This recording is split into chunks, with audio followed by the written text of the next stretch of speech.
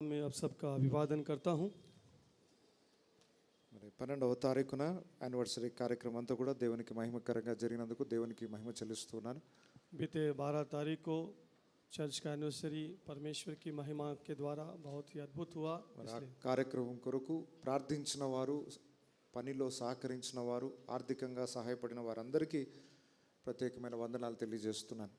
उस कार्यक्रम के लिए आर्थिक मदद देने वाले और उसके लिए जितने भी लोग प्रयास किए उन सब लोगों को मैं विशेष धन्यवाद प्रकट करता हूँ। మరి దానికి కావాల్సిన ఖర్చులన్నీ కూడా దేవుడు సమకూర్చినందుకు దేవునికి మహిమ చెల్లిస్తున్నాను.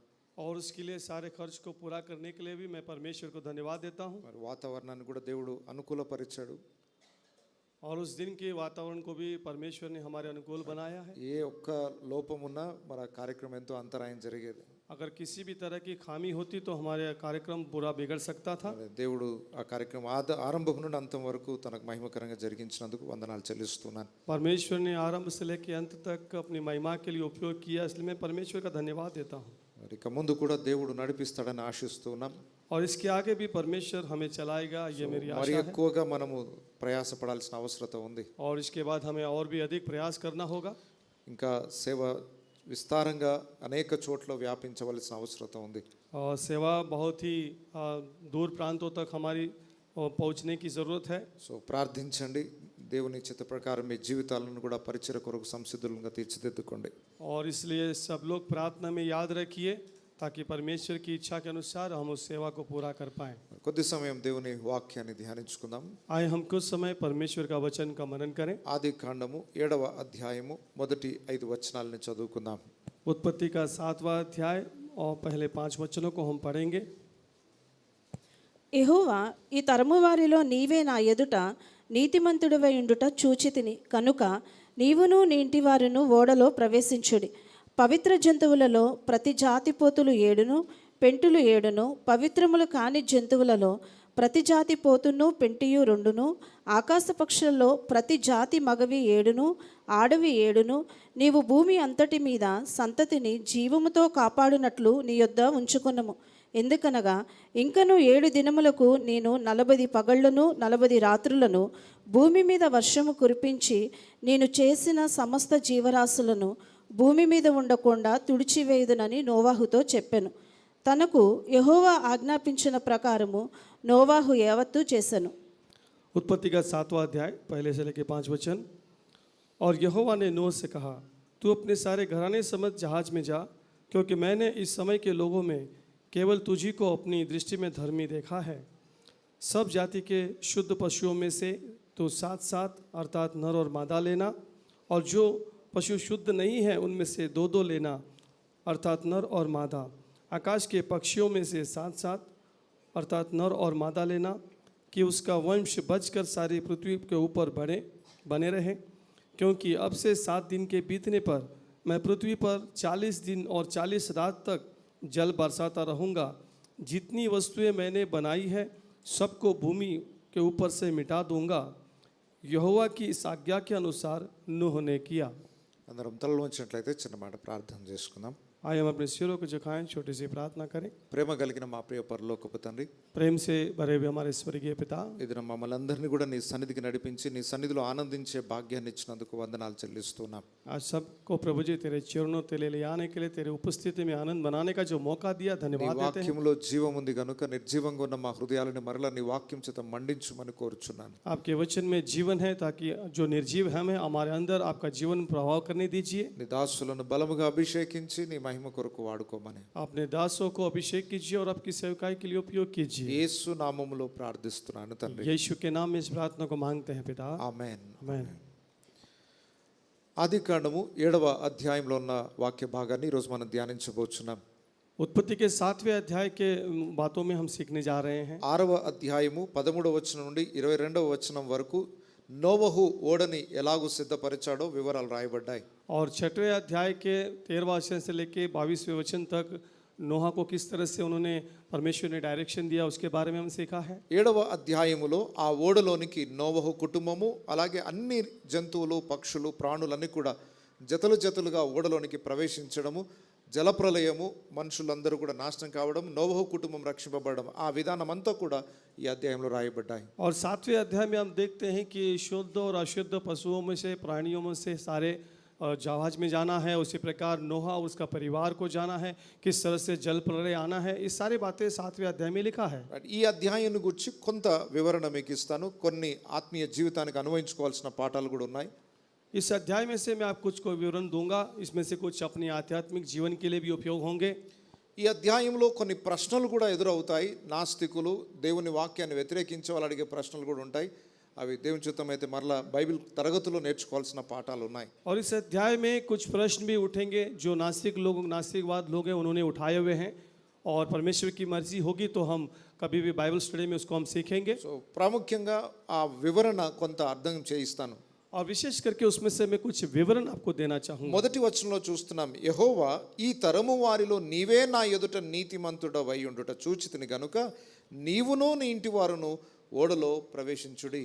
और पहले वचन में देखते हैं कि इस समय के लोगों में केवल तुझी को अपनी दृष्टि में धर्मी पाया है, इसीलिए तू अपने घराने समेत जहाज में चला जा। నోవహు జీవితాన్ని గురించి మునుపు మనం ధ్యానించాం.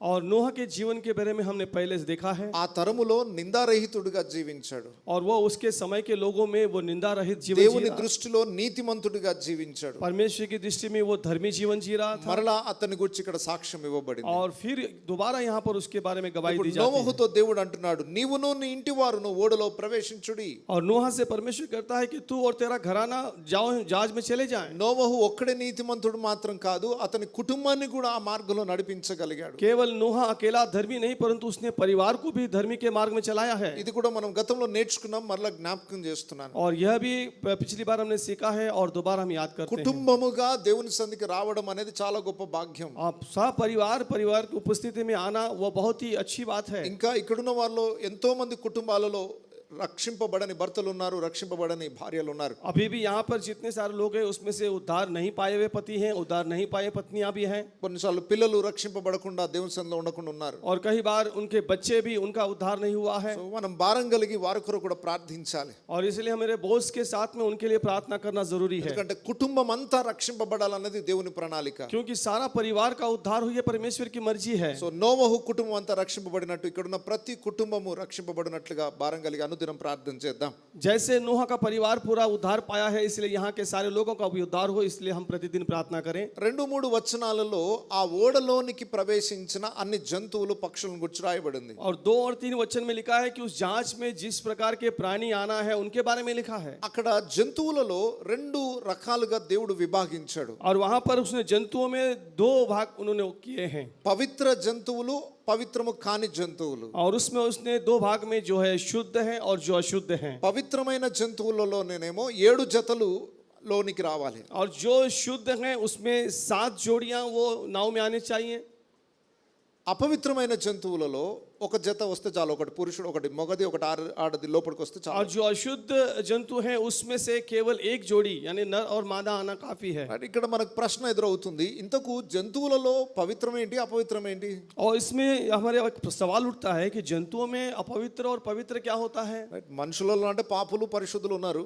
मनुष्यों में हम देखा जाएंगे तो जो पापी हैं और पवित्र हैं। జంతువులలో పవిత్రమైనవి ఏంటి, అపవిత్రమైనవి ఏంటి? और इस जंतुओं में शुद्ध और अशुद्ध की क्या बात है। పైగా దేవుడే కదా వాటన్నిటిని సృజించింది. और परमेश्वर ने तो उनको बनाया है ना। ఆదికాండం 1వ అధ్యాయంలో చూసాము, ఆయన పక్షులను, జంతువులను అన్ని చేసినప్పుడు ఇది మంచిది మంచిది అనుకుంటూ వచ్చాడు. और उत्पत्ति के पहले अध्याय में देखा है कि उसने सारे जंतु और प्राणियों को बनाने कहा और कहा ये अच्छा है। దేవుడు చేసినవన్నీ మంచివి అయితే మరలా ఇంత అపవిత్రమైన జంతువులు, పవిత్రమైన జంతువులు అనేవి ఎందుకు వేరు చేయాల్సి వచ్చింది? जो कुछ परमेश्वर ने बनाया सब कुछ अगर अच्छा है तो उसमें अशुद्ध और अपवित्र क्या आया। తోటలో ఉన్నంత వరకు అన్ని పవిత్రమైనవే. जब तक वे वाटिका में थे वे सारे के सारे पवित्र थे। తోటలో నుండి త్రోసివేయబడిన తరువాత జంతువులలో కూడా మార్పులు వచ్చేసాయి. जब वे वाटिका से बाहर आ गए तो उन जंतुओं में भी बहुत सारे फेरबदल हो चुके। జంతువుల లక్షణాలు కూడా మారిపోయాయి. और जंतुओं के जो गुण हैं वे बदल गए हैं। తోటలో ఉన్నప్పుడు సింహము అలాగే ఒక గొర్రె పిల్ల కలిసి ఆడుకునేవి. जब वे वाटिका में थे तो सिंह और मेमना दोनों मिलकर रह रहे थे। తోట బయటకు వచ్చిన తర్వాత సింహంలో క్రూరత్వం అనేది చూడగలుగుతాం. और जैसे ही वाटिका के बाहर आ गया तो सिंह में क्रूरता आ गया है।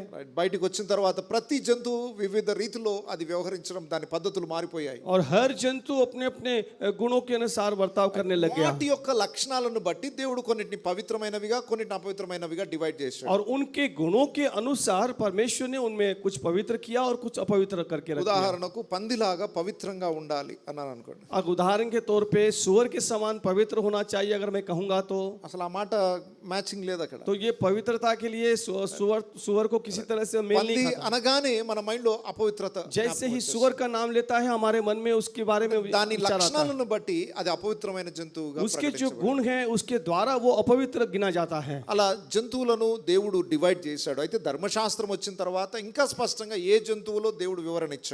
और ऐसे ही जंतुओं में उन्होंने भेद किया है, लेकिन जब तक व्यवस्था नहीं आई तब तक उसमें कोई भेद नहीं था। ఇక్కడ మాత్రము పవిత్రమైన జంతువులు 7 జతలు ఎందుకు రావాలి? అవి కూడా ఒక్కొక్క జతనే రావచ్చు కదా. और यहाँ पर एक सवाल और उठता है कि जो पवित्र हैं उसमें से 7 जोड़ियां क्यों आने चाहिए? उसमें भी एक जोड़ी आ सकती है ना।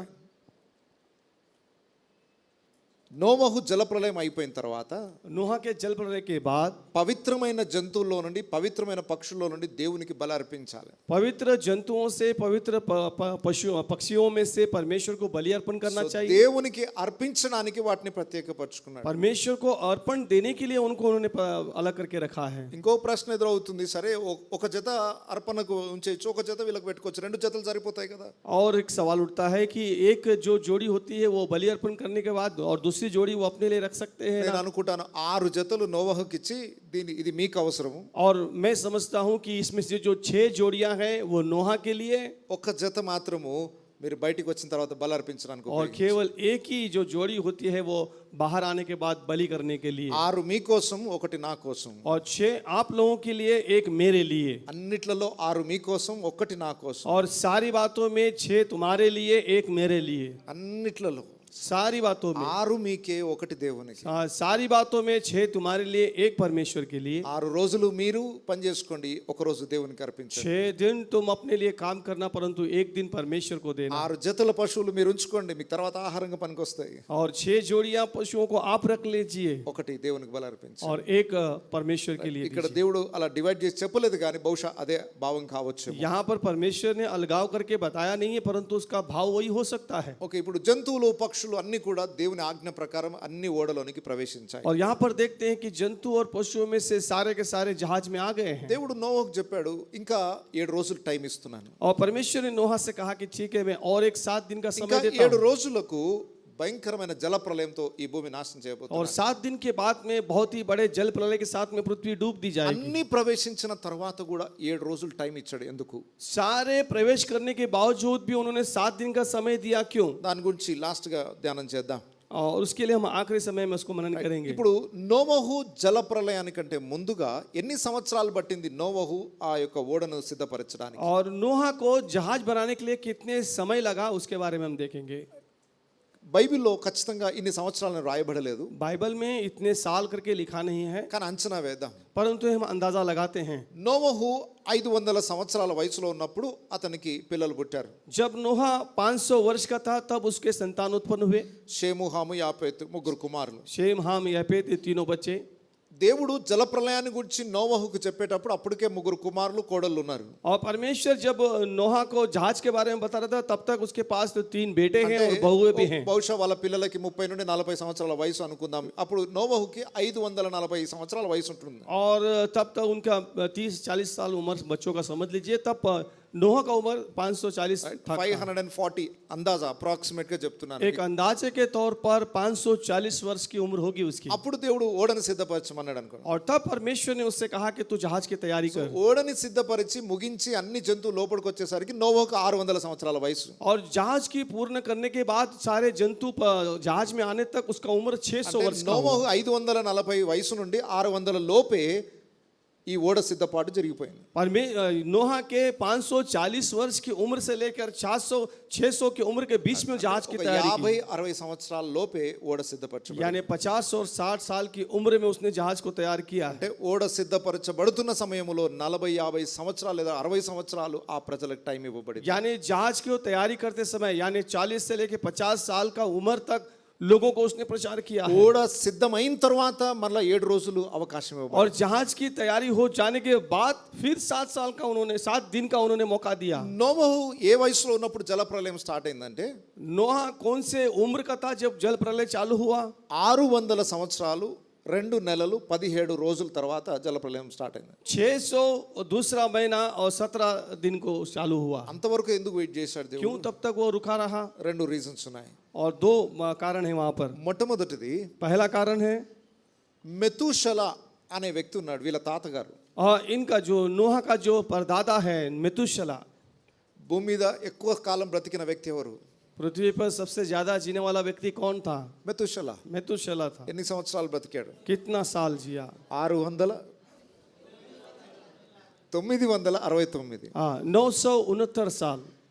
969 సంవత్సరాలు బ్రతికాడంటే నోవహుకి 600 సంవత్సరాలు వచ్చేంత వరకు ఆయన ఇంకా బ్రతికే ఉన్నాడు. और 969 साल वो जीवित रहा। इसका मतलब है कि नोहा का 600 वर्ष उम्र रहा, तब तक वो जिंदा था। అయితే మెతూషలకి పేరుకున్న అర్థం ఏంటంటే मेतुशला इस नाम का अर्थ ये है మెత్ లేదా మౌత్ అనే పదం హిందీలో కూడా ఉర్దూలో కూడా మౌత్ అంటే డెత్, మరణం. हाँ, मेतु यानी मृत्यु, मौत यानी जो शब्द है वो मृत्यु से दर्शाता है।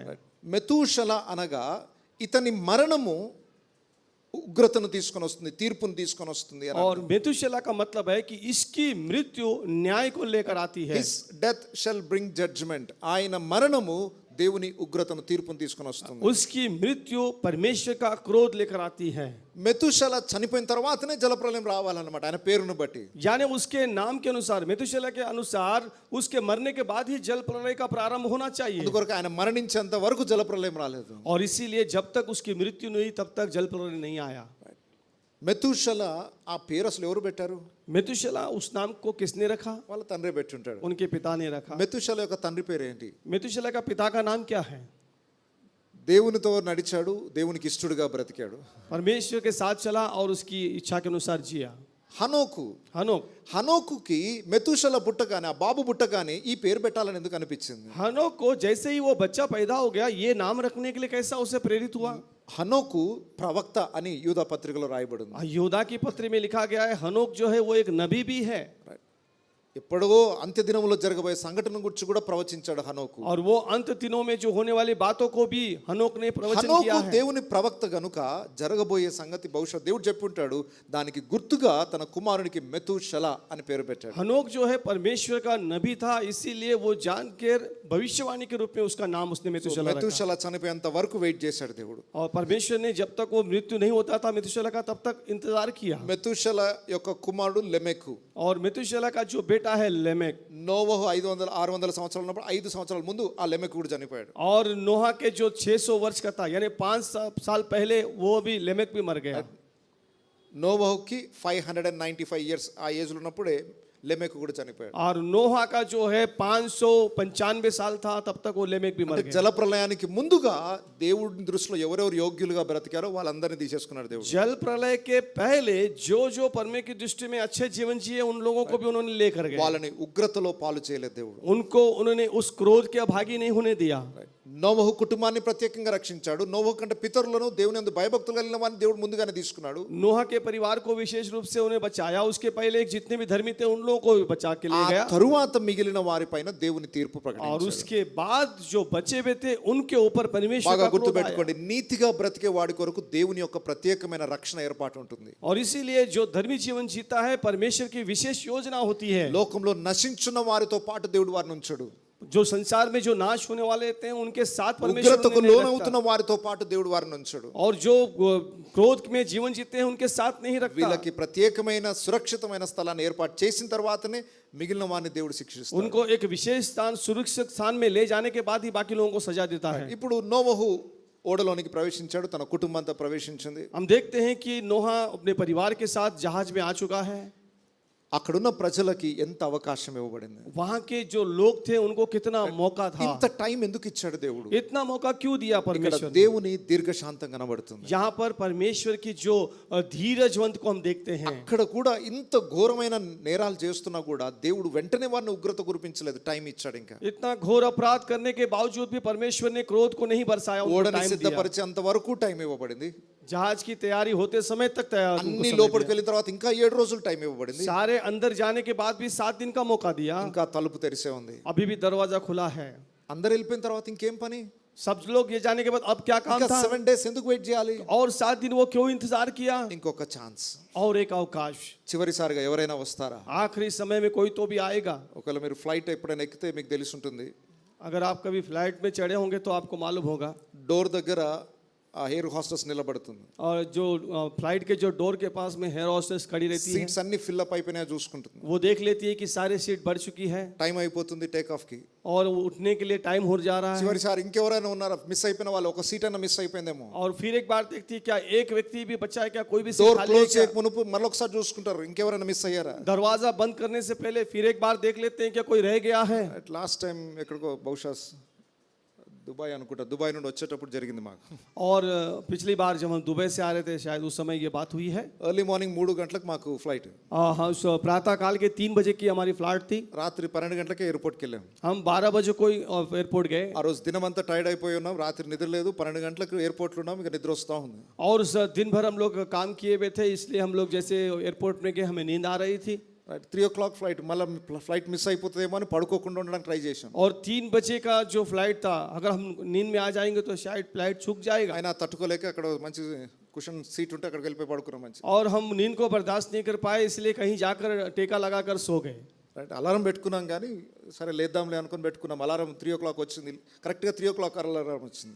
और हमने 3 बजे का अलार्म लगा लिया था और सो गए थे, और बरोबर 3 बजे अलार्म जगाया। అక్కడ 3 o'clock ఫ్లైట్ అంటే మేము కనీసం 15 నిమిషాల ముందు లోపల ఉండాలి. 3 बजे का हम लोग ने अलार्म लगाया, लेकिन हमसे 15 मिनट पहले हम अंदर रहना चाहिए था। 3 గంటలకు అలారం పెట్టుకుని అప్పుడు లేచినాం మేము. हम लोग ने 3 बजे का अलार्म लगाया, तब हम उठे थे। పక్కన ఇంకో బ్రదర్ ఉంటే ఆయన కూడా లేపి వెళ్ళి ముఖం కడుక్కుందాం పదా అని చెప్పి మేము ముఖం కడుక్కొని ఫ్రెష్ అయిపోయి వచ్చేసరికి అక్కడ మైక్లో అరుస్తా ఉన్నారు మా పేరు. और हमारे बगल में जो भाई था उसको भी उठाया, जाके मुंह भी धोकर जब हम बाहर आए तो अनाउंसिंग बहुत जोर से हो रहा था हमारा नाम का। మా సీట్ నెంబర్ అరుస్తా ఉన్నారు. हमारे सीट के नंबर से वो बुला रहे थे। ఇక మేము పరిగెత్తుకుంటూ వెళ్ళేసరికి డోర్ దగ్గర చివరిసారిగా ఇంకా ఇప్పుడు రాకపోతే డోర్ వేసేద్దాం అనుకుంటున్నాం. हम जैसे ही दौड़कर जा रहे तो वो इंतजार में थी, अगर अब नहीं आएंगे तो हम दरवाजा बंद कर ఇంకొక देंगे। 2 minutes అయితే డోర్ క్లోజ్ అయిపోయింది. अगर 2 मिनट हम रह जाते तो दरवाजा बंद हो जाता। లాస్ట్ ఛాన్స్, एक आखिरी मौका। సరే ఫ్లైట్ మిస్ అయిపోతే పర్లేదు, ఇంకో ఫ్లైట్ వెళ్ళొచ్చేమో. कोई बात नहीं, यहाँ पर अगर फ्लाइट चूक जाएगा तो और दूसरी फ्लाइट मिल దేవుని जाएगी। రక్షణ ప్రణాళిక ఒకసారి మిస్ అయిందంటే అంత ఈజీ కాదు. परंतु परमेश्वर की उद्धार की योजना अगर एक बार चूक गई तो फिर नहीं దేవుడు मिलेगी। అందరికి ఇస్తున్నాడు. డోర్ క్లోజ్ కాకముందు పేరండి. परमेश्वर आखिरी मौका देता है, अगर दरवाजा खुला है, अगर कोई चाहते हैं तो आ सकते हैं। ఈ రోజు వరకు కూడా దేవుడు అలాగే తన దయను కృపను చూపిస్తూనే ఉన్నాడు. आज के समय तक भी परमेश्वर वैसे ही अपनी दया को रखे हुए हैं। యేసు ప్రభు నోవహు దినములను గురించి జ్ఞాపకం చేస్తే ఏమన్నాడు ఒకసారి జ్ఞాపకం చేసుకుందాం. और यीशु मसीह ने नोहा के समय के लोगों के लिए याद किया था, एक बार हम देखते हैं। మత్తయి సువార్త 24వ అధ్యాయం 37వ వచనం నుండి చూడండి. मत्ती रचित समाचार उसका 24वां अध्याय। నోవహు దినములు ఎలాగ ఉండెనో మనుష్య కుమారు రాకడియు అలాగే ఉండును. జలప్రళయమునకు ముందటి దినములలో నోవాహు ఓడలోనికి వెళ్ళిన దినముల వరకు వారు తినుచు త్రాగుచు పెండ్లి చేసుకొనుచు పెండ్లికిచ్చుచుండిరి. జలప్రళయము వచ్చి అందరినీ కొట్టుకొని పోవు వరకు ఎరుగకపోయిరి. అలాగుననే మనుష్య కుమారుని రాకడా ఉండును. मत्ती रचित समाचार 24वां अध्याय 37-38 वचन। जैसे नूह के दिन थे वैसे ही मनुष्य के पुत्र का आना भी होगा, क्योंकि जैसे जल प्रलय से पहले के दिनों में जिस दिन तक नूह जहाज पर न चढ़ा उस दिन तक लोग खाते पीते और उनमें ब्याह होते गए। నోవహు దినములు ఎలాగుండెనో మనుష్య కుమారుని రాకడయు అలాగే ఉండును. यहाँ पर हम देखते हैं कि नोह के समय में जैसे था वैसे ही मनुष्य के पुत्र के आने के दिन होगा। నోవహు దినములను గురించి బాగా అర్థం చేసుకుంటే యేసు రాకడకు మునుపు పరిస్థితులు అర్థమవుతాయి. अगर हम नोहा के दिन के समय के बारे में अगर समझ में आएगा तो हमें परमेश्वर के आने का समय भी आएगा। ఆ టైంలో ప్రజలు ఏం చేశారు? उन समय में लोग क्या कर रहे थे? జల ప్రళయమునకు ముందటి దినములలో నోవహు ఓడలోనికి వెళ్ళిన దినము వరకు వారు తినుచు త్రాగుచు పెళ్లి చేసుకొనుచు పెళ్లికిచ్చుచు నుండి जल प्रलय के पहले नूह के जहाज में चढ़ने से पहले वे खाते पीते और ब्याह करते रहे జల ప్రళయము వచ్చి అందరిని కొట్టుకొని పోవు వరకు ఎరుగకపోయిరి. और जल प्रलय आकर उन सबको बहा लेने गया तब तक वे మనుష్య जान नहीं। కుమారుని రాకడ అలాగే ఉంటుంది. और वैसे ही मनुष्य के पुत्र का आना होगा। బాగా గమనించండి, ध्यान देना। నోవహు దినములలో ప్రజలకి గుర్తుపట్టలేదట అంత కొట్టుకొని పోయేదాకా. और नूह के समय में उसको ऐसा हो गया कि लोगों को समझ भी नहीं आया क्योंकि वे भय गए। ఎంత అజ్ఞానం ఇది. ये कितनी వారి अज्ञानता की కళ్ళ बात ముందు है। ఓడ సిద్ధపరచబడుతుంది. उनकी आंख के सामने जहाज तैयार हो ఒకవైపు रहा है నోవహు ప్రకటిస్తూనే ఉన్నాడు, और नूह प्रचार कर रहा ఇంకా था 7 రోజులకి క్లోజ్ కాబోతుంది డోర్. और 7 दिन के बाद दरवाजा बंद होने वाला था అంతగా నోవహు ప్రకటిస్తున్నా और फिर भी नूह प्रचार कर रहा है। అన్ని జంతువులు పక్షులు జతలు జతలుగా ఓడలోకి వస్తున్నాయి. అదొక గిన్నిస్ రికార్డ్, అదొక వింత. और ये एक बहुत ही विचित्र बात है, जो आश्चर्य की बात है कि सारे जो प्राणी है पशु है सब जहाज में आ गए थे। ఎవరో కాపరి ఉండి వెంబడి నుండి వాటిని తోలుకుంటూ వస్తున్నట్లుగా ఒక్కొక్కటి జతలు జతలుగా వాటంతట అవే వస్తున్నాయి లోపలికి. जैसे एक चरवाहा उनको लेकर आ रहा था इसलिए वे अपने आप से आकर चढ़ के आ रहे అంత थे। క్రూర జంతువులు కూడా బుద్ధిగా ఇది రెండు కలిసి లోపలికి వస్తున్నాయి. उसके अंदर जो क्रूर जंतु थे वे भी मिलकर आ रहे పెద్ద పెద్ద थे। ఏనుగులు, భయంకరమైన విచిత్రమైనవి క్రూరమైనవి జంతువులు అన్ని కూడా సిస్టమేటిక్ గా క్రమంగా లోపలికి వస్తున్నాయి. और बड़े बड़े ऊंचे भारी भारी प्राणी जो हाथी हैं वे बड़े बड़े प्राणी भी उनके साथ आ रहे ఇన్ని थे। చూసినప్పుడు అన్న ప్రజలకు అవగాహన రావాలి కదా. इतनी सारी बातें देखने के बाद भी लोगों को समझ में आना चाहिए था ఏదో వింత జరుగుతుంది ఇక్కడ. ये कुछ तो भी विचित्र बात हो रही ఇవన్నీ है। వస్తున్నాయంటే ఏదో దేవుని మిరాకిల్ చూస్తున్నాం మన కళ్ళ ముందు. यहाँ पर हम देखते हैं कुछ आश्चर्य कर्म होने वाला है। బహుశా ఇది దేవుని మాటనే కావచ్చేమో. शायद ये परमेश्वर की बात हो सकती है। ఇన్ని సూచనలు వారి కళ్ళ ముందు కనబడుతున్నా इतनी सूचनाएं उनके सामने दिखने के వాళ్ళు बावजूद తినుచు త్రాగుచు పెళ్లి చేసుకుంటూ పండుగలు చేసుకుంటూ ఆర్భాటంలో ఆనందిస్తున్నారు. और वे लोग खा रहे थे, पी रहे थे, शादियां बना रहे थे और मौज मस्ती कर అక్కడ रहे थे। ఏం ప్రోగ్రాంలు అంటే చర్చ్ లో ఏం ప్రోగ్రాం జరుగుతున్నా మాకు అవసరం లేదు సార్. वो चर्च में क्या हो रहा है हमें जरूरत नहीं है। మీటింగ్ జరుగుతున్నాయి, రాకడ కొరకు సిద్ధపాటు జరుగుతున్నాయి, ప్రార్థన జరుగుతున్నాయి, ఉపవాసం ఏమైనా చేసుకోండి, మేము తింటూ తాగుతూ ఎంజాయ్ చేస్తాం. चर्च में मीटिंग हो रहा है, आने की आगमन की तैयारियां हो रही, आप लोग ఈ कुछ भी లాస్ట్ करो। డేస్ లో ప్రజలు నిర్లక్ష్యంగా ఉంటారు. और ये आखिरी समय में लोग इसी तरह से रहेंगे। నోవహు జలప్రలయం వచ్చింది, కొట్టుకొని పోయిన దాకా వీళ్ళకి తెలియలేదట. हाँ, जल प्रलय आ गए और वे सारे लोग बह गए, तब तक इनको नहीं मालूम। వర్షం పడుతుంటే అది మామూలు వర్షమేలే అనుకొని ఇంట్లో కూర్చున్నారు. जैसे बारिश गिर रही थी तो उन्होंने सोचा ये तो मामूली बारिश है, इसके घर में बैठ गए। కొంచెం వరద పెరిగింది కదా, మనం కాస్త పై అంతస్తుకి వెళ్దామని పైకి వెళ్ళిపోయినట్టు. और थोड़ा सा बाढ़ आने लग गया तो वो लोग थोड़े ऊंचे स्थान पर ఇల్లు चले गए। మునిగిపోయేసరికి సరే కొండలు ఉన్నాయి దగ్గరలో, కొండలకు పరిగెద్దాం और అనుకున్నారు. जैसे वो और बड़ी बढ़ने लगा तो वे पहाड़ों पर चले అలా गए। చూస్తూ చూస్తూ ఉండగానే మొత్తము కొట్టుకొని పోయి और वे वैसे देखते देखते हुए उनकी आंखों के सामने सारा चीज बह అయ్యో गया। అని చెప్పి నోవహు ఓడ దగ్గరికి పరిగెత్తుదాం మన ఆలోచన వచ్చేలోపే ఓడ ఎక్కడికో. और नोहा के जहाज के पास आने का विचार आने से पहले बह गए। యేసు రాకడ కూడా అలాగే జరుగుతుంది. यीशु के आने के समय में ऐसे ही होगा। సిద్ధపడని వారికి దొంగవలే యేసు ప్రభు వస్తాడట. जो तैयारी में नहीं रहेगा उसके ऊपर चोर के समान प्रभु आएगा। చాలా మంది ఇంకా నిర్లక్ష్యంగా ఉన్న వారికి యేసే రాకడ వస్తుంది వెళ్ళిపోతుంది, వీళ్ళకి అర్థం కాదు. और बहुत सारे लोग जो नजरअंदाज कर रहे हैं यीशु मसीह आएगा चला जाएगा, उनको मालूम ఒకరు नहीं होगा। ఎత్తబడతారు, ఒకరు విడువబడతారు అని తర్వాత వచనాలు రాయబడి. आगे के वचनों में लिखा है कि एक छोड़ दिया जाएगा, एक उठा लिया जाएगा। నీతోటే ఉంటారు, ఒకరు మాయమైపోతారు. आपके ही साथ रहेंगे, वो गायब हो जाएगा। ఎటు వెళ్ళిపోయారో అర్థం కాదు. कहाँ चला गया पता नहीं। తర్వాత అర్థమవుతో యేసే రాకడ వచ్చింది, అందరు ఎత్తబడ్డారు. और बाद में पता चलेगा रे यीशु मसीह आ गए और सब लोग चले गए। అంటే నిర్లక్ష్యంగా ఉన్న వారు, వాక్యాన్ని గ్రహించని వాళ్ళు, ప్రవచనాల నెరవేర్పుని గుర్తించని వాళ్ళు నిర్లక్ష్యంగా సోమరితనంతో పడుకుని ఉన్న వారితో సమానం. जो आलसी बनकर जो नजरअंदाज करेंगे, सोते रहेंगे, उनके पर ये दिन ऐसा आएगा। సో దేవుని రాకడ నోవహుకి ఎలాగైతే జలప్రలయం డేట్ తెలిసిందో దేవుని ప్రజలకు ఆయన కాలం తెలుస్తుంది.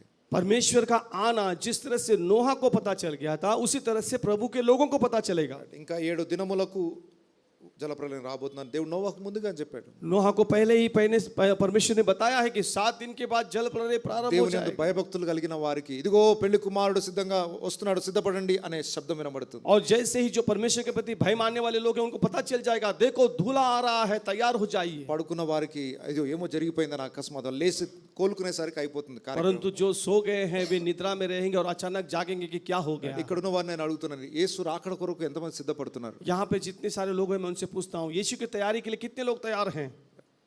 అసలు యేసు రాకడ గురించి ఆలోచన చేస్తున్నారా? क्या यीशु के आगमन के बारे में सोच रहे हैं? ఇప్పుడు ఏం చేద్దాం, ఇప్పుడు ఏం పండుగ చేసుకుందాం, ఇప్పుడు ఏం పార్టీ చేసుకుందాం, దీని గురించి ఆలోచన. केवल अभी के बारे में कि क्या खाना है, क्या त्योहार बनाना है, इसके యేసు बारे में వస్తాడు, ఆయన రాకడ కొరకు మనం సిద్ధపడాలి అన్న ఆలోచన ఎంతమందికి ఉంది? प्रभु यीशु आएगा, उसके आने की तैयारी हमें करनी चाहिए। कितने लोग तैयार? పరలోకాన్ని గురించిన ఆ ఆలోచనే లేదు ఎవరి మనసులో. स्वर्ग के बारे में कोई भी विचार ही नहीं कर रहा है।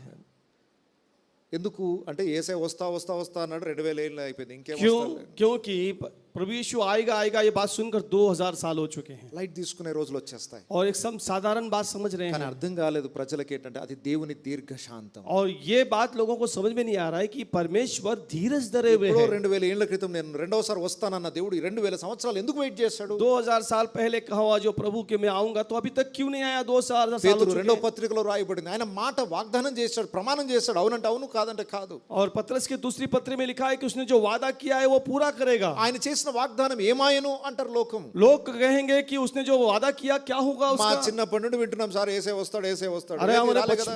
हमारे बचपन से सुन रहे आए यीशु आएगा आएगा करके उसका పేతురు क्या हुआ? భక్తుడు జ్ఞాపకం చేస్తాడు, ఆ దేవుడు దీర్ఘశాంతానికి అనుపరుస్తున్నాడు.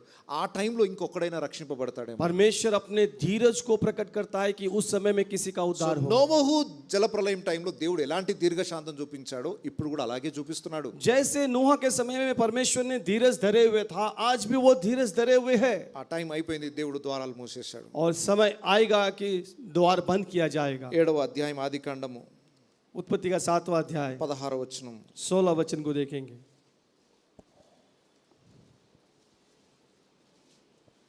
ప్రవేశించినవన్నీ దేవుడు అతనికి ఆజ్ఞాపించిన ప్రకారము సమస్త శరీరంలో మగదయు ఆడిదయు ప్రవేశించెను. అప్పుడు యెహోవా ఓడలో అతన్ని మూసివేశాను. ఆ జలప్రవాహ उत्पत्ति का 7:16 और जो गए वो परमेश्वर की आज्ञा के अनुसार सब जाति के प्राणी में से नर और मादा गए, तब यहोवा ने उसका द्वार बंद कर दिया. అప్పుడు యెహోవా ఓడలో అతని మూసివేశాను. तब यहोवा ने उसके द्वार को बंद कर दिया. ఒకవేళ నోవహుకి ఆ అవకాశాన్ని ఇచ్చి తలుపు వేసుకోవడానికి ఛాన్స్ ఇచ్చాడు అనుకోండి. अगर परमेश्वर ने नोहा को अगर मौका देता कि दरवाजा बंद करने का, డోర్ వేయగానే అక్కడ నుండి వరద స్టార్ట్ కాగానే అరుపులు వినబడుతుంటాయి. और जैसे ही दरवाजा बंद कर दिया बाढ़ आने लगी, बाहर से चिल्लाना की आवाज आ హలో रही నోవహు గారు బాగున్నారా? నేను మీ స్నేహితుని. और बाहर से वे पुकार रहे थे, अरे नोहा जी मैं तो आपका मित्र हूँ, दरवाजा खोलिए मेरे लिए. హలో మామయ్య, చిన్నాయన, తాత, ఎంతమంది బంధువులు అందరూ పిలుస్తూ ఉంటారు. और उस समय के जो रिश्तेदार हैं वो सारे लोग पुकारते होते हैं. బహుశా నోవహు తలుపు తెరిచే అవకాశాలు ఉన్నాయి. शायद नोहा को अगर मौका होता तो वो दरवाजा खोल सकता था, కానీ ఈ ద్వారము దేవుడు మూసాడు గనుక ఎవరు తెరవలేరు. ఇక परंतु इस दरवाजे को परमेश्वर ने बंद किया इसलिए कोई नहीं खोल सकता. దేవుడే ఓడలో అతని మూసివేసెను. और परमेश्वर ने ही उस दरवाजे को बंद कर दिया. క్లోజ్ అయిపోయింది డోర్. दरवाजा बंद हो चुका है. ఎలాగైతే ఈ ఓడ తలుపు మూయబడిందో जैसे इस जहाज का द्वार बंद हो गया है, సువార్త మర్మము సమాప్తమయ్యే రోజు రాబోతుంది. और वैसे ही सुसमाचार का जो मर्म है वो भी समाप्त हो जाएगा. ప్రకటన గ్రంథము 10వ అధ్యాయం प्रकाशित हुआ कि उसका 10वां अध्याय 7వ వచనం. उसका 7वां वचन.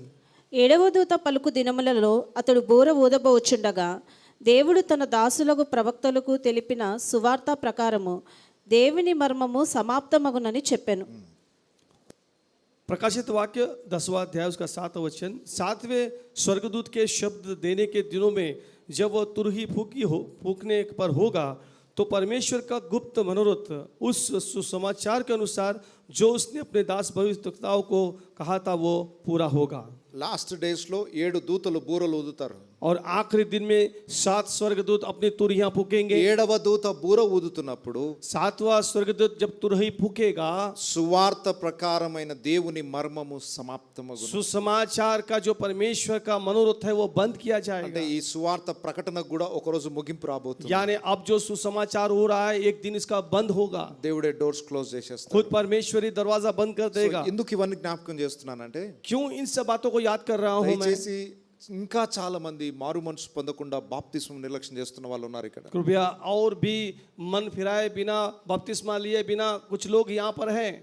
మీకు తెలుసు మీ కళ్ళ ముందు ఓడ సిద్ధపరచబడుతుంది. आप जानते हैं आपके सामने जहाज तैयार हो रहा ఒక है. రోజు జలప్రలయం రాబోతుంది. एक दिन जल प्रलय आने वाला है రక్షించడానికి దేవుడు ఏర్పాటు చేసిన और విధానం. उद्धार के लिए परमेश्वर ने योजना बनाई है. నోవహు దినములో ఎలాగో కళ్ళ ముందు అన్ని సూచనలు కనబడుతున్నాయో ఈ రోజు కూడా దేవుని కళ్ళ ముందు అన్ని ఉంచాడు. नोह के दिनों में जिस तरह सारे चिन्ह दिखाई दे रहे हैं आज भी चिन्ह दिखाई दे रहे हैं. ఎందుకు నిర్లక్ష్యం చేస్తున్నావు ఆ ఓడలోనికి ప్రవేశం? इसके बावजूद भी आप क्यों नजरअंदाज कर रहे हो? ఇక్కడ ఉన్న వాళ్ళు ఆలోచించండి, ఇంకా బాప్తిస్మం తీసుకొని వాళ్ళు. यहाँ पर अभी तक जिन्होंने बपतिस्मा नहीं लिया उसे ध्यान देना దేవుడు होगा। ఇచ్చిన ఈ అవకాశాన్ని సద్వినియోగం చేసుకోండి. परमेश्वर ने जो आपको मौका दिया है उसका उपयोग कर దేవుడు लीजिए। దీర్ఘశాంతం కనపరుస్తున్నప్పుడే మనం స్పందిస్తే మంచిది. जब परमेश्वर आपको धीरज धरे हुए है तभी आप अपना मन फिरा लीजिए, నిర్లక్ష్యం చేయకండి. नजरअंदाज न कीजिए। అలాగని మిమ్మల్ని ఏం బలవంతం చేయట్లేదు. और वैसा कह के मैं आपको कोई जबरदस्ती नहीं कर रहा। నోవహు ఎవరిని కాలు చేతులు కట్టేసి తీసుకొచ్చి ఓడలో పడేయలేదు. नोहा ने कभी किसी के हाथ पैर बांध कर उनको अंदर नहीं डाला। జంతువులను కూడా అలా తీసుకురాలేదు. उन्होंने जंतुओं को भी ऐसा नहीं लेकर आया। అసలు తీసుకురావాలి జంతువులను అలా. और देखा जाएगा तो जंतुओं को बांध कर लाना चाहिए।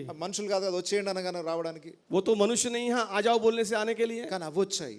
परंतु वे आ गए। విచిత్రమైన విషయం ఏంటంటే జంతువులు పక్షులు దేవుని మాట వింటున్నాయి, మనుషులు వినట్లేదు. बहुत ही सोचने वाली बात यह है कि जंतु परमेश्वर की बात सुन रहे हैं परंतु मनुष्य नहीं सुन रहा। దేవుడు యెషయా గ్రంథంలో అంటాడు, ఎద్దు తన కామందును ఎరుగును, గాడిద తన సొంతవాని దొడ్డిని ఎరుగును, నా ప్రజలు నా మాట నన్ను ఎరగరు.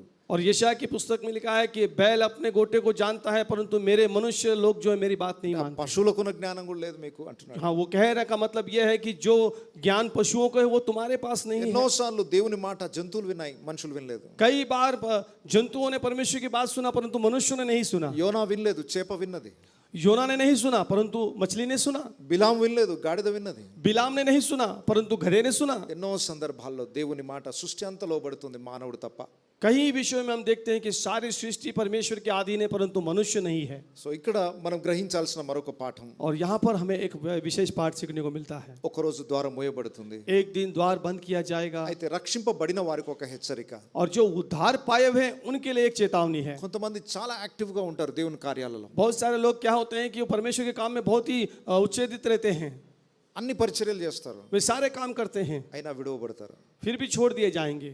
ఓడను తయారు చేసిన వాళ్ళని ఒకసారి ఊహించండి. अब सोच लीजिए जो लोग जहाज को तैयार कर रहे थे 40 సంవత్సరాలు కష్టపడ్డారు. वे लोग 40 वर्ष तक उनमें काम किया है। పొద్దున్న లేస్తే ఓడనే చూడాలి వాళ్ళు. वो सुबह उठते ही जहाज को देखते हैं। ఎక్కడికి వెళ్తున్నారంటే ఓడ సిద్ధపరచడానికి. कहाँ जा रहे हैं? जहाज के काम पे जा रहे हैं, కూలికి వెళ్తున్నాం. हम काम पर जा रहे हैं। ఉదయం నుండి సాయంకాలం వరకు దాని గురించే మాట్లాడుకోవడం. सुबह से लेकर शाम तक उसके बारे में बात कर रहे थे కానీ ఓడను తయారు చేసినోడు ఒక్కడు కూడా రాలేదు లోపల. परंतु जो लोग ने जहाज को तैयार किया था उसमें से एक भी जहाज ఎంతో में नहीं आया। మంది నేను దేవుని పని చేస్తున్నాను అనుకుంటున్న వారు కూడా రేపు రారు పరలోక రాజ్యానికి. बहुत सारे लोग ऐसे समझते हैं कि मैं परमेश्वर का काम कर रहा हूँ। నేను నీ నామమున దయ్యం వెలగొట్టలేదా, నీ నామమున ప్రవచించలేదా అని ఎంతో మంది చెప్పుకుంటారు. कितने सारे लोग बोलेंगे कि मैंने तुम्हारे नाम से शैतान को भगाया, कितने लोगों को बीमारों को चंगा किया, కానీ లోపలికి రాలేదు కదా మీరు. परंतु वे अंदर नहीं आए ना। చాలా మంది బయట నుండి దేవుని కొరకు ఏమేమో చేస్తారు, बहुत सारे लोग बाहर से परमेश्वर के बहुत सारी बात करते కానీ हैं రక్షణ లోనికి రారు. परंतु उद्धार के अंदर नहीं సార్ आते। మీరు మీటింగ్ పెట్టండి సార్, మీకు ₹1,00,000 కావాలని ఇస్తాం, కానీ మేము మారు మనసు పొందాం. साहब आप मीटिंग रख लीजिए, ₹1,00,000 चाहिए तो मैं आपको दूंगा। పరిచర్య కొరకు ఏమైనా చేస్తాం కానీ మమ్మల్ని మారమని చెప్పొద్దు. सेवा के लिए मैं कुछ भी करूंगा परंतु आप मुझे बदलने के लिए मत बोलना। రక్షణ లేకుండా నువ్వు దేవుని కొరకు ఎన్ని చేసినా వ్యర్థమే. उद्धार के बिना परमेश्वर के बिना कुछ भी करो तो కొన్నిసార్లు व्यर्थ है। రక్షింపబడిన తరువాత కూడా మరలా ఓడ నుండి దిగి వెళ్ళిపోయే అవకాశాలు ఉన్నాయి. उद्धार पाने के बाद भी आपको जहाज से उतर जाने का भी अवकाश है। అంతము వరకు సహించువాడే రక్షింపబడును. जो अंत तक धीरज धरे रहेगा वही उद्धार ఓకే, पाएगा। ఇప్పుడు నోవహు వెళ్ళిపోయాడు, ద్వారాలు మూయబడ్డాయి.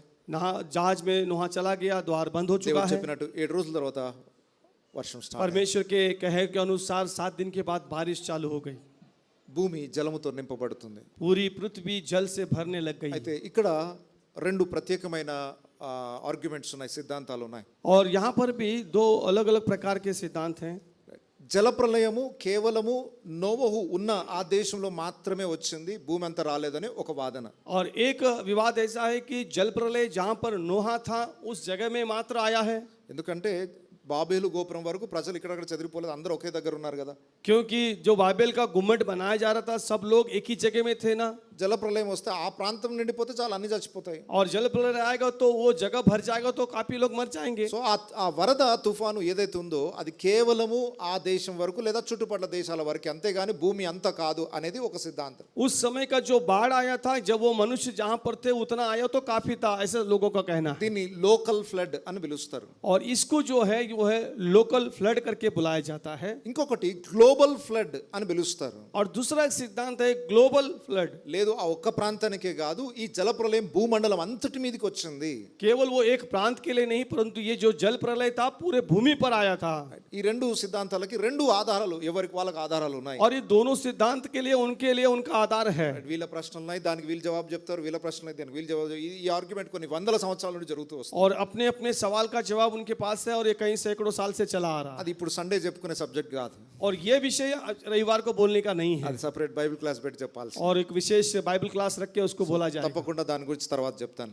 और उसके लिए मैं आपको बाद में ఇప్పుడు बताऊं. మన ఆర్గ్యుమెంట్ అది కాదు. अभी हमारा विवाद वो नहीं है. సో నేను నమ్ముతున్నాను ఇది గ్లోబల్ ఫ్లడ్ అని. ఇది మొత్తం భూమి మండలం అంతా కూడా జలంతో నింపబడింది. मैं विश्वास करता हूँ ये जो ग्लोबल फ्लड है वो क्योंकि पूरी जल प्रलय से पूरी पृथ्वी भर లోకల్ ఫ్లడ్ అని అనే వాళ్ళకి ఏం ఆధారాలు ఉన్నాయి, ఆ లేఖనాన్ని ఎట్లా అర్థం చేసుకోవాలనేది మనం separate Bible class. Global flood का क्या आधार है, उसका क्या वचन है, उसको हम अगले बार सीखेंगे. ఇక్కడ దేవుడు జలప్రలయంతో నింపేటప్పుడు ఆకాశపు తూములను తెరిచెను, అగాధపు సముద్రపు అగాధపు ఊటలను దేవుడు తెరిచెను. और यहाँ पर ऐसा लिखा गया है कि जल प्रलय के समय परमेश्वर ने आकाश के झरोखे खोल दीजिए. ఆకాశములో జలములు ఉన్నాయి. आकाश के अंदर भी जल है. ఆదికాండం మొదటి అధ్యాయం కూడా మనం నేర్చుకున్నాం. हम लोग उत्पत्ति के पहले अध्याय में ही सीखा है. ఫస్ట్ భూమి మీద మొత్తం వాటరే.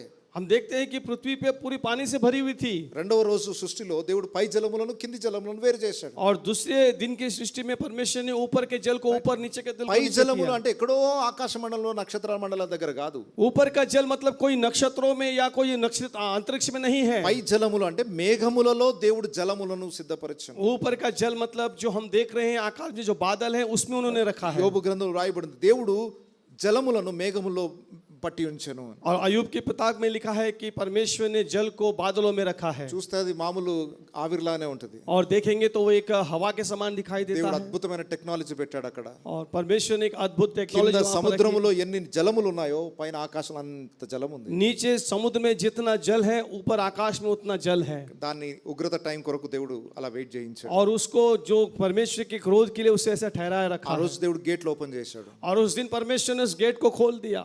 భయంకరమైన ఇప్పుడు మామూలుగా చూస్తున్నా అక్కడక్కడ చినుకుల వర్షాలు చూస్తున్నాం. हम लोग अभी केवल बूंदों की बारिश देखते हैं. ఆకాశపు తూములను దేవుడు ఓపెన్ చేశాడు. ఒక పెద్ద ఒక గేట్స్ ఓపెన్ చేసినట్టే, ఒక రిజర్వాయర్ గేట్స్ ఓపెన్ చేసినట్టుగా ఆకాశం నుండి వర్షం. परमेश्वर ने आकाश के झरोखे खोल दिए. जिस तरह से पहाड़ पर से झरना गिरता है उस तरह से उसने खोल दिए. సముద్రము లోపల ఊటలు ఉంటాయట, అవి కూడా దేవుడు ఓపెన్ చేసేసాడు. और समुद्र के अंदर भी सोते होते हैं, उनको भी उन्होंने खोल दिया है. లోకల్ ఫ్లడ్ అయితే ఆ ఊరికి మాత్రమే వరద వస్తే గట్టిగా 3 రోజులు వర్షం పడితే చాలు ఊరు మునిగిపోతుంది. अगर लोकल फ्लड होता तो केवल 3 दिन बारिश गिरती तो वो पूरा जगह भर जा सकता. ఆకాశపు తూములను తెరవాల్సిన అవసరం లేదు, సముద్రపు ఊటల్ని దేవుడు తెరవాల్సిన అవసరం లేదు. आकाश के झरोखे खोलने की जरूरत नहीं है, समुद्र के सोते खोलने की जरूरत नहीं है. పైనుండి కింద నుండి వచ్చిన ఈ జలము భూమి మండలం అంతటిని నింపివేస్తుంది. और ऊपर से नीचे आने वाला ये पानी ने पूरे पृथ्वी को पानी से भर दिया. పేతురు 2వ పత్రికలో రాయబడింది, पतरस के दूसरी पत्री में लिखा है, అప్పుడున్న లోకము జలము చేత నాశనం చేయబడింది. उस समय का जो लोक जगत था वो जल से डुबा दिया गया. ఇప్పుడున్న లోకము అగ్ని కొరకు దాచబడింది. परंतु अभी का जो जगत है वो अग्नि से जलाया जाएगा. నేను అనుకుంటాను సేమ్ జలములు పైనుండి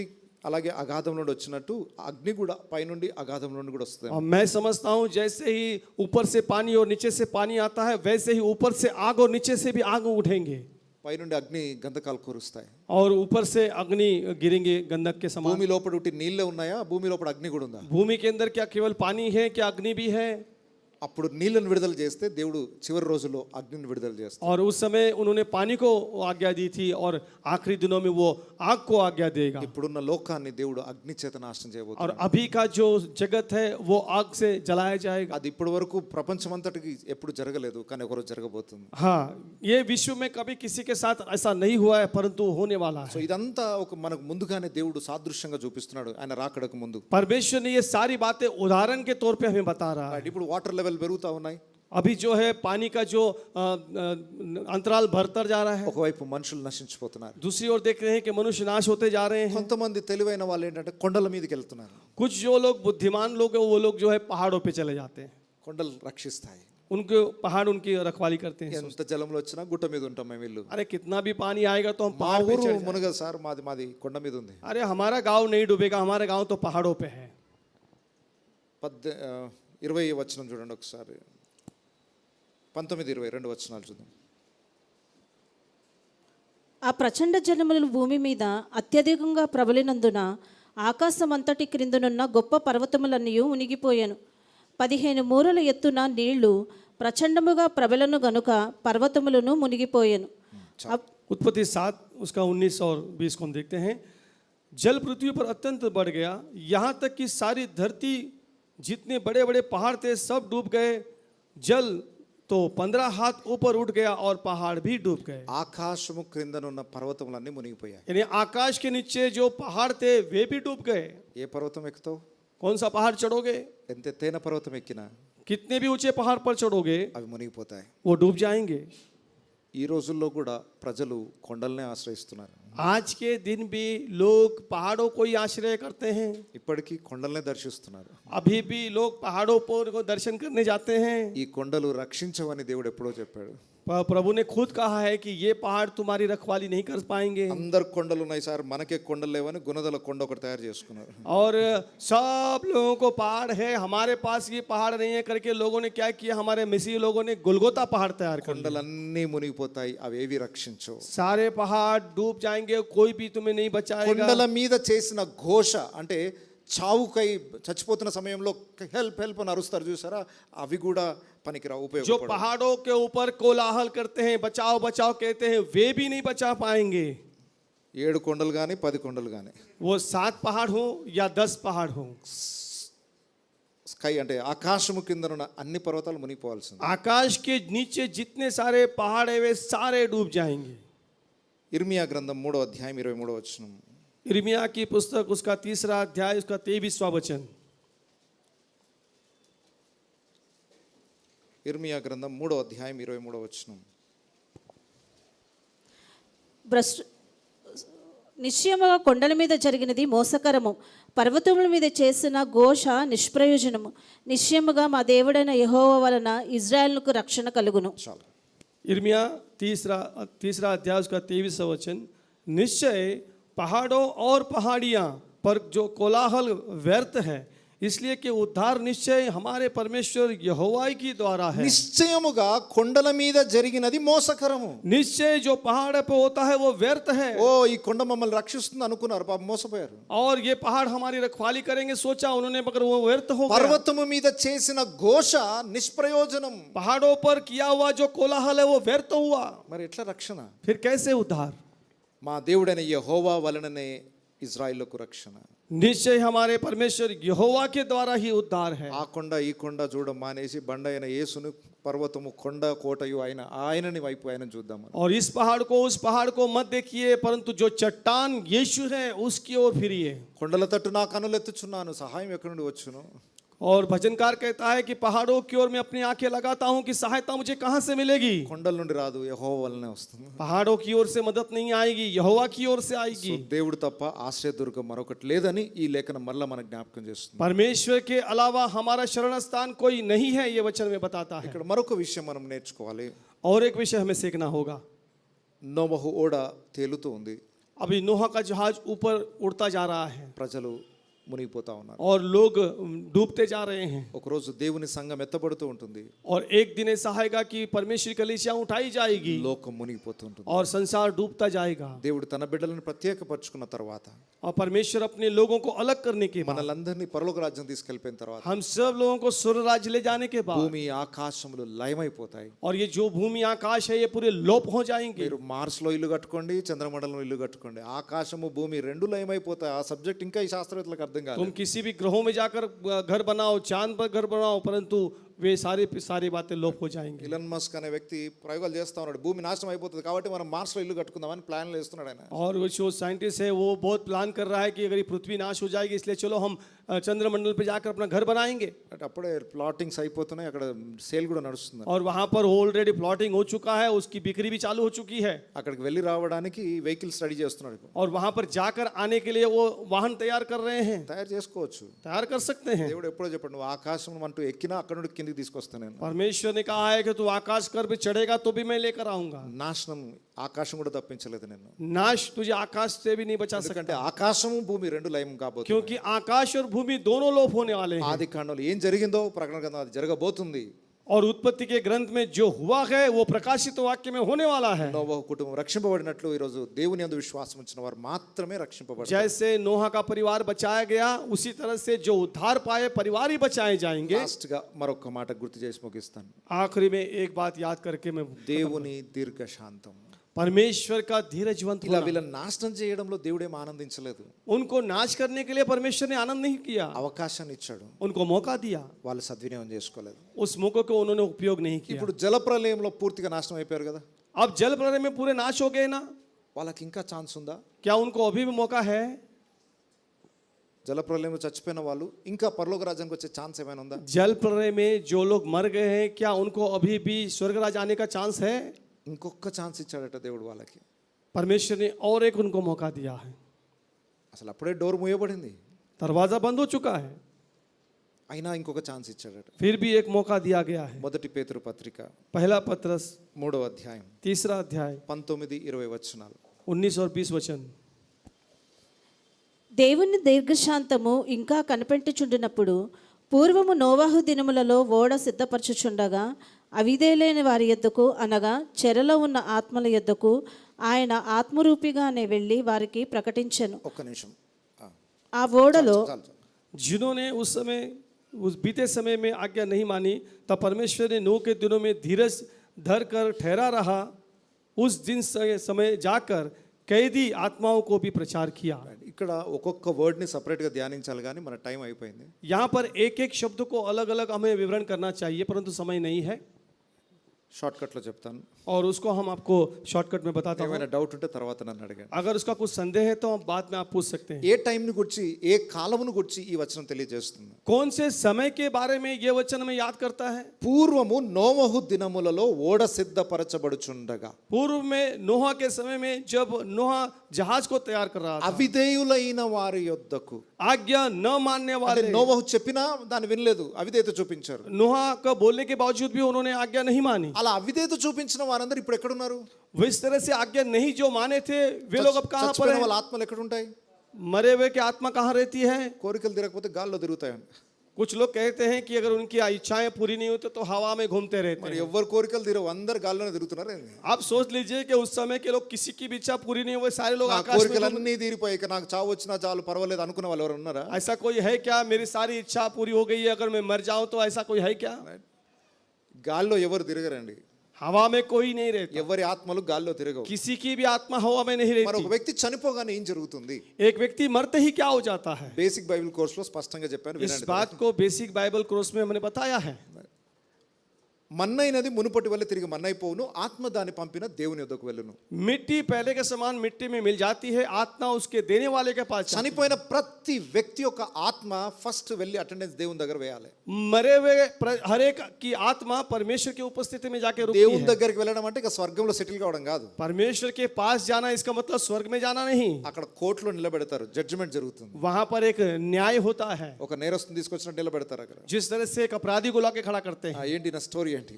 और इसकी सारी कहानी क्या ఆయన है? కేసు స్టడీ చేసిన తర్వాత उसका केस का पूरा विवरण लेने के ఇతడు बाद దేవుని యందు విశ్వాసం ఉంచిన వాడైతే इसने परमेश्वर पर विश्वास किया है. భూమికి కింది భాగంలో 2 స్థలాలు ఉన్నాయి, పరదైసు పాతాళం అనే స్థలాలు ఉన్నాయి.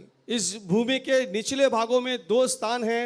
पैराडाइस नाम का एक स्थान है, अधोलोक नाम का एक स्थान है. పరదైసు అనేది భక్తుల యొక్క ఆత్మలు విశ్రాంతి పొందే స్థలం. ये जो पैराडाइस नाम जो नाम है वहां पर जो भक्त लोग हैं उनकी आत्माएं वहां पर हैं. పాతాళము అనేది అవిశ్వాసులు మరణించినప్పుడు వారి ఆత్మలు టెంపరరీగా శిక్షింపబడే స్థలం. जो ये अधोलोक जो पाताल कहने वाला जो स्थान है, जिन लोगों ने पश्चाताप नहीं किया उनकी आत्माएं कुछ समय तक वह सजा పాతాళం भोगती వేరు, हैं. నరకం వేరు.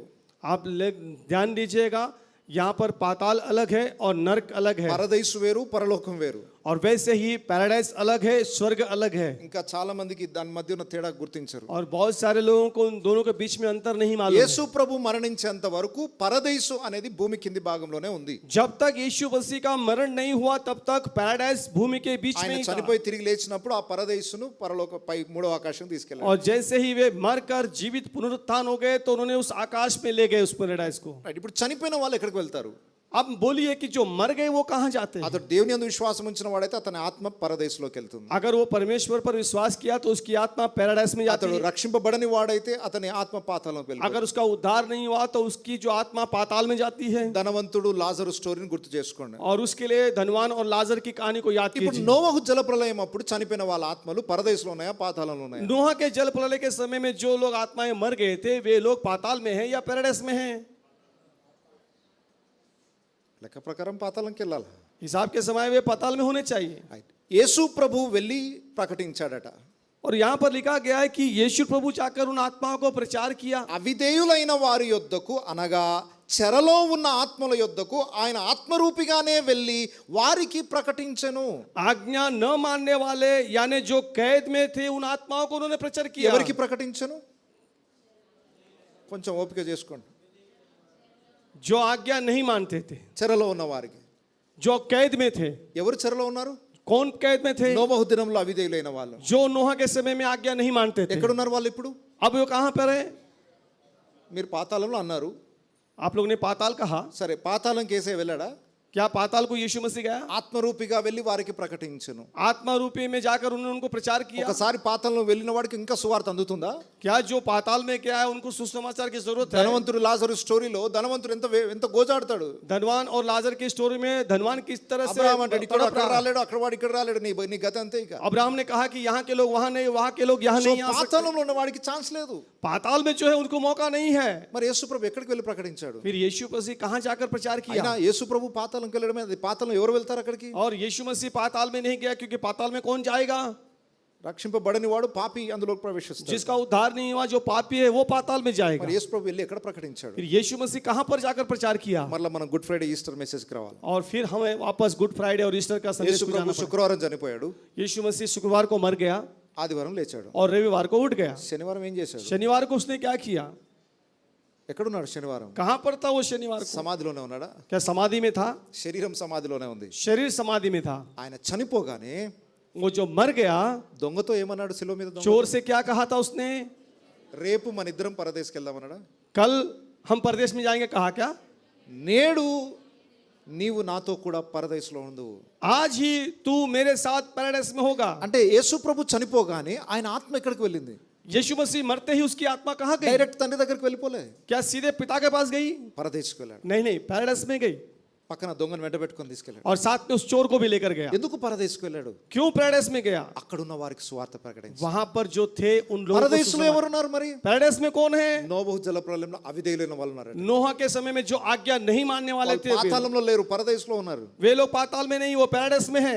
ఇదేంటి సార్, అవిధేయులైన వాళ్ళు పరదేశకి ఎట్లా తిరిగి? అంత కన్ఫ్యూజన్ ఉంది. आप क्या कह रहे हैं साहब? जो लोग ने आज्ञा नहीं माना वो लोग कैसे पैराडाइस में है? అందుకొరకే మీరు బైబిల్ క్లాసెస్కి రావాలి. इसीलिए आप लोगों को बाइबल क्लास में आना जरूरी है, ఎందుకంటే ఆరాధన మళ్ళీ బైబిల్ క్లాస్ లాగా మారిపోతుంది. क्योंकि आराधना जो है वो बाइबल क्लास के रूप में बदल जाती है। నోవహు దినములలో చనిపోయిన వారిని కూడా దేవుడు రెండు గుంపులుగా చేశాడు.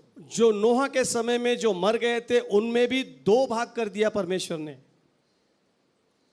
ఒకరు నోవహు చెప్పినప్పుడు ఇది జరిగే విషయం కాదు, ఇది ఇప్పటివరకు జరగలేదు కాబట్టి మేము నమ్మలేకపోయాం అనే వాళ్ళు ఉన్నారు. एक ग्रुप को हम देखते हैं कि ये जो नोहा कह रहा है ये हो नहीं सकता, इसको हमने कभी देखा नहीं है। కానీ వారి మనస్సాక్షిని బట్టి వారికి తెలిసిన మంచిలో నమ్మకంగా బ్రతికిన వాళ్ళు ఉన్నారు. परंतु उनके मन के विवेक के अनुसार जो कुछ भी उनको मालूम था वो लोगों ने ईमानदारी से నోవహు जिया। చెప్పిన దానికి ఎందుకు అవిధేయత చూపించారంటే వాళ్ళకి ఆధారం అనిపించలేదు అది.